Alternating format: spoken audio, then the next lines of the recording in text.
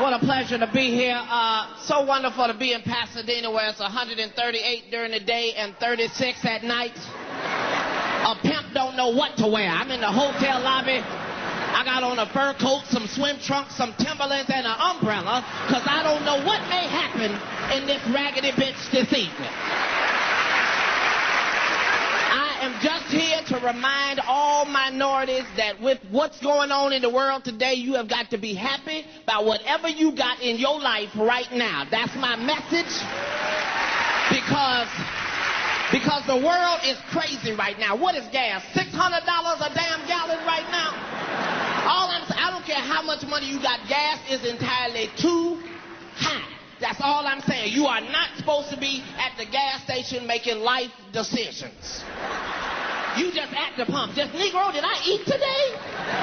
I can't get no half a tank. I got 6 cigarettes. I can't even do it. They done messed up the whole gas station experience. Used to be, if you had $10, $15, you could go to the gas station with confidence because you knew you was either going to be full or damn near full. If you had a 20, you ain't even talk to the person at the counter. You just 20 on 11, bitch.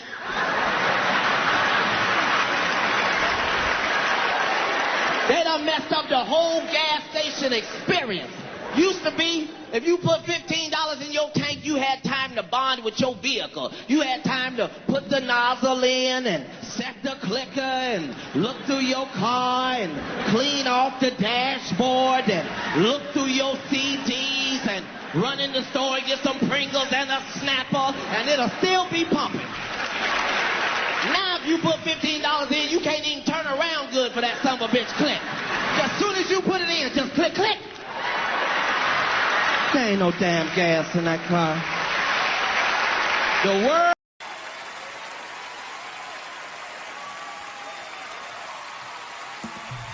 Ladies and gentlemen, Dave Chapelle.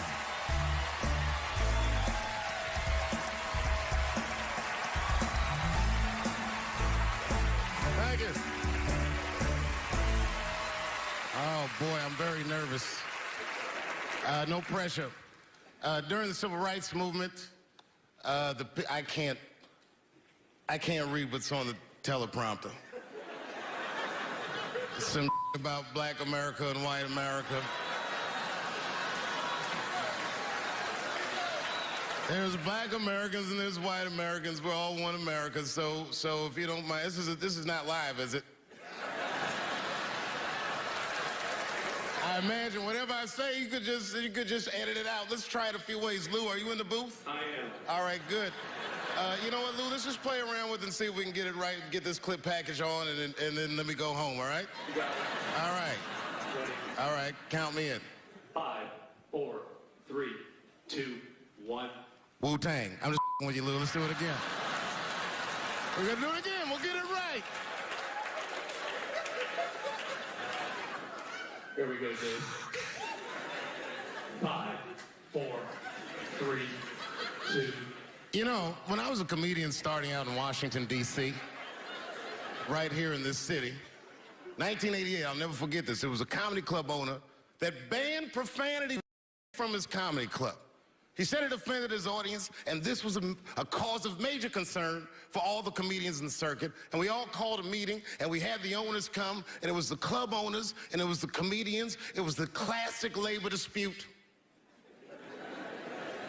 The club owners laid out their case. There cannot be profanity in these clubs because that offends people.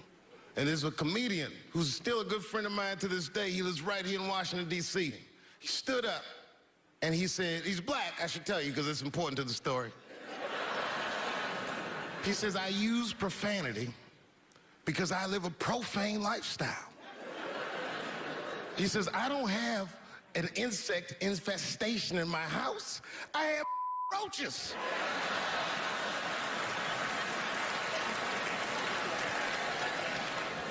My favorite comedians are like musicians, and the audience is their instrument. And the music they make is your laughter. And that's the laughter that I scored my entire life to.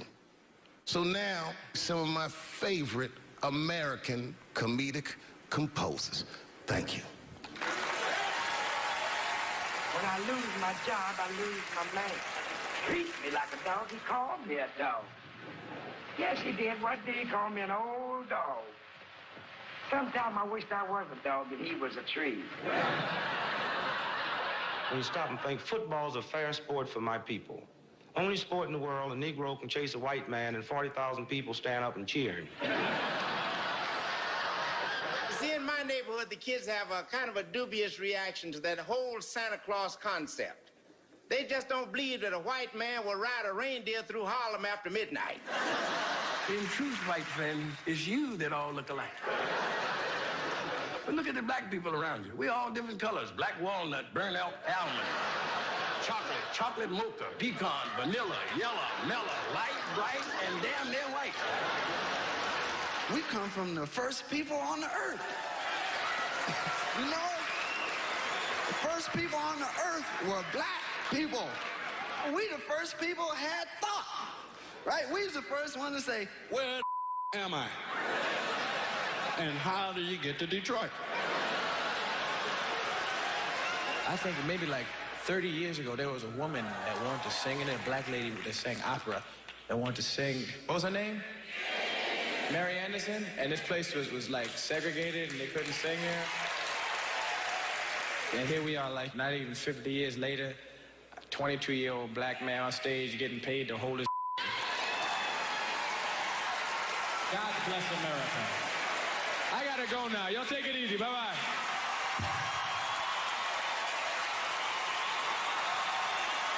Janelle Monáe, Will Smith, Common, Gladys Knight, and John Legend when we continue. They finished reading this shit.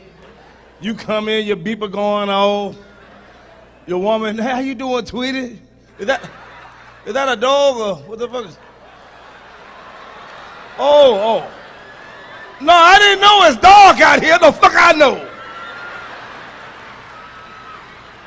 I love you, Tweety. I thought you had a poodle or something. I know the fuck what type of shit it is. I'm here to have a good goddamn time. You got white people here, black people, Asian. That's the way it's supposed to be. Mixed with peoples. Tired of racism, tired of black and white. That's all the fuck I hear. Black and white, black man, white man.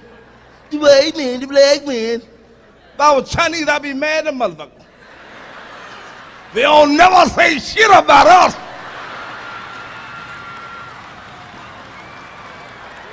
Never say shit. But we sure quick to laugh at their ass at the Chinese restaurant, ain't we? Let me have number 14, 15. When they start talking that dong, bing, dong, bite, die, you start kicking on the table, kicking and shit. Keep laughing at motherfuckers who fix your food for you. See what the fuck happened to you. Oh, Chinese come back and feed your ass some cat or dog and shit. You be barking all fucking night. Ho, ho, ho. Man, you don't fuck with your stomach. Your stomach is the most delicate thing on your goddamn body. That and the ass. When your stomach fucked up, you ain't in no shape to do shit. And you can tell when your stomach fucked up what you gotta do. When you fart, your fart will tell you what you gotta do.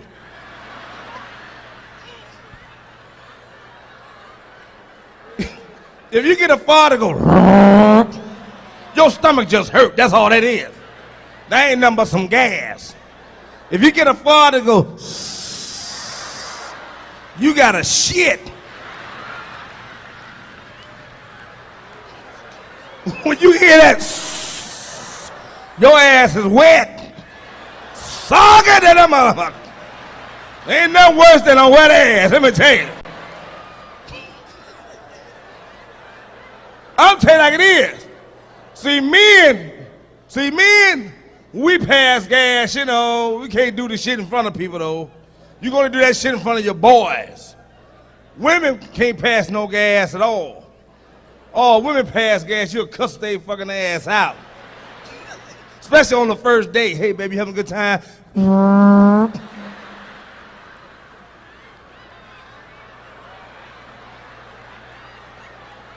Nasty bitch. Stinking ass bitch. What happens to that girl? I ain't gonna see that skunk motherfucker no more, man. Bitch farted all in my car and shit. What type of shit is this? I don't care how fine she is. She farted in your car, you mad. And she didn't tell you? That's the worst thing somebody can do is fart, don't tell you. And you getting ready to talk. Man,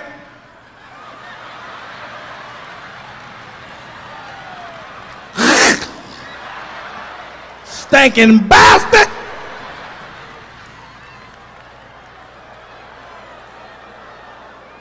You know I ain't lying.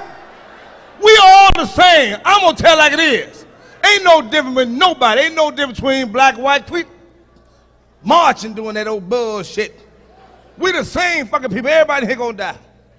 Whites do the same fucking shit we do. They just do the shit different. Whites pay their bills on fucking time. Black folks, we pay our bills when the fuck we get ready. You see the bills on the goddamn table. Black folks, we'll push that shit to the side. We don't pay no bills. We see some red writing inside that envelope. And every black person in here know what the fuck red mean. Red mean hurry up. Be quick, motherfucker, be fast. And we know black folks like to argue. No, we ain't paid no bills. The light cut off, but that still don't stop your ass from going down there to argue with that lady behind that counter. Bitch, what the fuck I'm gonna do now? Come from around that motherfucker. You know you ain't paid shit.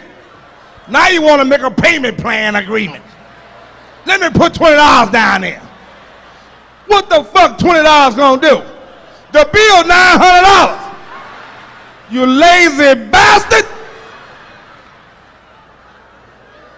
Look out for a motherfucker. Hey, congratulations on the new special and the DVD. I'm kind of wondering, what sets this apart from previous work? What sets it apart? Because I'm tearing apart every fucking thing. Yeah, you kind of start with it right at the beginning there, don't you?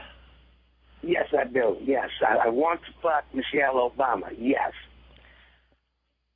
It's my way of saying that's a pretty motherfucker. Well, that's what I wanted to ask you. I mean, of all the women out there, you know, are you singling her out for attention because it's shocking, or I mean, do you really want to fuck Michelle Obama? Well, let's just put it like this: I wouldn't kick her out my bed. What is it? I mean, that is the first lady that is fuckable in a long time. Well, and I wanted to ask you about that. I mean, had there ever been a first lady before that, even, you know, before either of us was born, that you saw a picture of and went, yeah, I'd do her? Oh, Jacqueline Kennedy could have got it. That's about it? She could have got it. Yeah? Yeah, she could have got it. If it worked for Jack Kennedy, it'd work for you? Oh, yeah, shit. She was a fine motherfucker, shit. Now, do you think we're ever going to hear stories about Barack Obama the way we hear about Jack Kennedy? I mean, I don't know, because Barack he's Captain Safe. You know, I mean, if you're gonna put any kind of superhero jacket on him, he's Captain Safe. So you don't. I don't know if the brother's ever said motherfucker. Well, you remember when Joe Biden said it to him early in his administration, he kind of turned green. He didn't seem to like it too much. Nah, and I don't know many black men that don't use the word motherfucker. I don't know many white men that don't use the word motherfucker. You understand me? So yeah, that's Captain Safe. Captain Safe. Well, so what do you think about Captain Safe's first 2 years in office? I think he's done one hell of a job finishing the Bush administration's plan. I'm still waiting on the change part. You haven't seen it yet? I ain't seen no change, you know what I mean? I seen some change go to Wall Street, you know what I'm saying? I seen some change go in the pocket of the Senate, you know, but I ain't seen no change. What would you like to see him do? What would constitute change for Eddie Griffin? Well, if the motherfucker would just, I mean, this is some simple ass shit. What are we spending, like $750 billion bailing out rich motherfuckers on Wall Street? There's only about 250 million Americans. send $1 million to each one of us. Now, if you take the $1 million, the only stipulation is you cannot quit your job. Now, that will fix the motherfucking economy quick, fast, and in a hurry. Because if a motherfucker got $1 million, they're going to buy a house. So the housing market has been fixed. You ain't got to bail out the motherfucking automotive company because if I got $1 million, I'm buying a motherfucking car. You understand me? Maybelline's going to sell because the bitch want her face all fixed up. Clothing market's going to have a good time. The motherfuckers going to buy clothes. Everybody's making motherfucking money. Get the money to the people. We will do what we do. Spend it. So if I want to vote for Eddie Griffin in 2012, what else are you going to run on? I like that idea. For the low price of $250 million, not $750 billion. So, I mean, if the brother can do that and then bring our troops home from everywhere and let everybody handle their own shit. And then put the motherfucking country back to work. That way crime will go down because a motherfucker got a job. He ain't got to rob a motherfucker to eat. Because our infrastructure is falling to shit. Now, if you put the whole country to work rebuilding the motherfucking infrastructure, updating the country, like anybody that owns a house, you know, every 4 or 5 years, you're going to update your crib. I had a real weird experience last time I came down here. I was in Nashville, right? Sort of an awkward social situation, right? I'm sitting at this bar. There's this white dude sitting like 2 stools away. I don't know him. He doesn't know me. And that Terrell Owens story was in like sports news. So I try to make conversation. I'm like, man, look at this guy. This guy just signed a $40 million contract. He's already bitching, man. How much money do you need to make? And the dude looks at me. He's like, you know what I say? And then he looked over his shoulder, which I now know is the telltale sign that the N-word is coming, and it's coming hard. Oh, yeah, it's not going to be pronounced with the A. It's going to be with the R. And he hit the R. He, like, stuck the landing. There was, like, a dismount. Klan members high-fiving in the background, like, doing the wave. Just out of nowhere. So now, immediately, I'm looking over my shoulder like, dude, what the hell are you doing? You know what I mean? I'm waiting for, like, this hail of black fists to come raining down on top of me. I hate when people do stuff like that. That dude made me part of, like, a potential ass-kicking that I had nothing to do with. You don't do shit like that. He just had that word, hot potato, just threw it in my lap. Like, trying to pass it down to the next white dude. I hate when people do that, man. You know, it's like, dude, feel me out first. Ask some questions. Do you like to fish? Have you ever fucked your sister, right? I start rattling off answers, then you go old school. You give me a pamphlet, you tell me about your militia. Don't just dive into it. That dude was one of the angriest people I ever met. I should have known that word was coming, because he was just watching Terrell, right? Anytime I would bring up, look at man, that guy's talking trash, he would just like flip out. He won't shut up! You know those people get like so mad they're not even looking at you? Their eyes are up. You just shut up and play the game! You know what's funny? I don't even like Terrell, but now I love the guy. Because every time I see him talking trash, I know this idiot in Nashville is just losing his mind, like kicking over his kitchen TV. Shut the fuck up! Actually, I got a couple of friends of African persuasion, and I got to get rid of them, man. I got to admit to you. I'm finding I'm spending too much money on clothes hanging out with them, because I got to, like, fucking try to keep up with their wardrobe. It's like every time they go out, they got all brand new shit on. All brand new shit. So when I show up with my white version of brand new, which is, you know, I basically, I ironed the shit, right? I ironed it, right? It's new.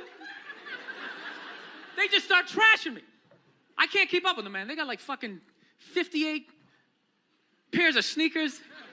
Me to let me know, because I wouldn't have been as shocked. See, that's that touching all that middle America and going different places. Huh? I said it many times. I said it to people. I said, yo, this guy can win. I said, this guy, you know why? Because first of all, if you come from a third world country, you recognize Donald Trump. I've seen many African dictators who do exactly what Trump does. They're charismatic, they're crazy, they say wild things to one person, but then when they're in the room, they change their tone completely. You know, you see Trump, same thing. What does he say about Muslims? And then now he's in Saudi Arabia going like, come on, Muslims, we got to roll together. Yeah, you know, the fight is ours. Yeah, But he was the same guy on the trailer. I ban all Muslims. He was that same guy, you know? So I've seen that. But I also saw how good he was at commanding an audience. Trump was funny, man. On the trail, he was funny. He was good in debates. He had what Hillary didn't have. And that's a thing that I've come to realize in America specifically. America likes to elect politicians that are essentially all about the charisma. You know, they want you to have that flair. They don't really care about the policies. What do you make them feel like? That's what people choose. I couldn't. That's so scary. Let me tell you, we were watching the election at night, right? And it seemed like it went from so-called sugar to shit. Yeah. Because we were sitting and it was like, oh, okay, it starts, you know, polling places on the east start closing down, this start. And I remember we have this thing called Group Me. So we're all in our text as the neighborhood. And it was like, oh, you know, Hillary got this. Oh, it's still early. And then it was one that came in. I don't know if it was from Ida or Natalia. So scary. And it was like, I'm getting nervous. I think that, and I'm still like, you know, come on. You know, and then when I'm looking, and then when I start doing the math, I'm like, oh my God. And I remember watching and I could not go to sleep.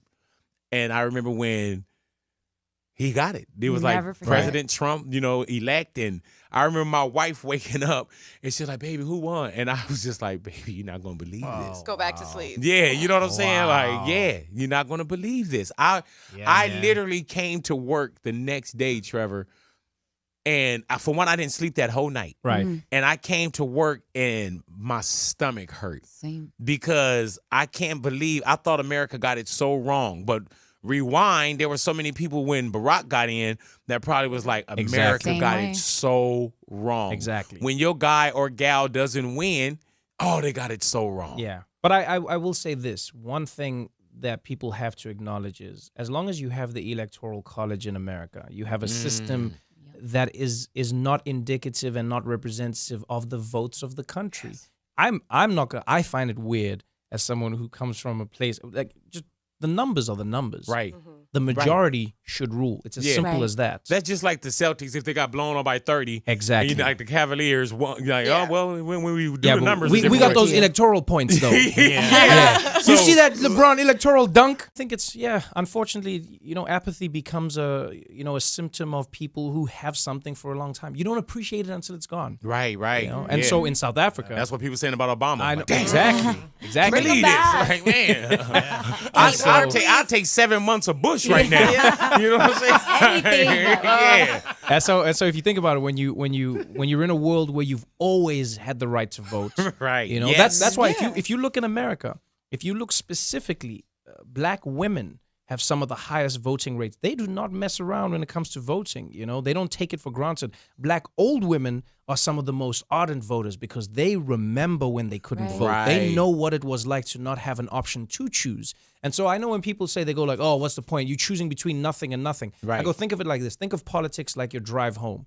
Right, your GPS gives you two options. It says you can go this way, you can go that way. Are you going to be the person who says, "Well, what's the point? There's traffic on both routes." And it's like, all right, well, one or two things are going to happen. You're not going to go anywhere, or someone's going to choose the route for you, and then you're going to be like, "Oh man, now I'm stuck on the 110, and I want to kill myself." That's what I tell people. I'm like, man, if you don't vote, somebody will vote for you. Exactly. They would definitely vote for you. And people go, "It's the lesser of two evils." Well, why not choose the lesser of two evils? Yes. Who are you that you don't choose the? It's like choosing between being shot and being stabbed. I will choose being stabbed. Right. Who are you that you don't want the choice? Personally, I probably choose getting shot, but you choose getting shot? Yes. You talking about to death? Oh no! You die faster, They just right? shoot. They just shoot or stab. All right. Well, they didn't say to death. Okay. Well, can Dying I take is my dying. ballot back? Dying is dying. Okay. I'll probably go stab for 200 then, Trevor Noah. Thank you so much. Now, you were born in Johannesburg, South Africa? Yes. I heard that, man. Did you know that one day you were going to come to the States? Or I never thought it was possible. I was the first in my family to